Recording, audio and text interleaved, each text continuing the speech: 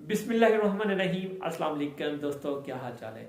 एक दोस्त ने सवाल किया था कि सर हम कोरिया में रहते हुए दरस निज़ामी का काम या दीनी तालीम का काम कर सकते हैं। जी हाँ, आप लोग बिल्कुल ये काम कर सकते हैं, लेकिन इस चीज़ का ख्याल रखना है कि आपने अपने पर्सनल टाइम से अपना जो रेस्ट का टाइम है या आपका जो छुट्टी का दिन है उसमें ये काम कर सकते हैं। ये नहीं कि आप अपना फैक्ट्री का जो वर्किंग टाइम है उसमें दरस निज़ामी का काम करने लग जाएं, क्योंकि उनको इस चीज़ के बारे में बिल्कुल आइडिया नहीं है। कुछ लोग तो ऐसे हैं जिनका कोई मजहब ही नहीं होता, और कुछ लोग ऐसे हैं जो क्रिश्चियन को मानते हैं, और कुछ लोग ऐसे हैं जिनका मजहब बुद्ध मत है। तो वो इस्लाम को बिल्कुल भी नहीं समझते। बहुत सारे दोस्त समझते भी हैं, लेकिन ज्यादातर लोग मजहब को समझते ही नहीं।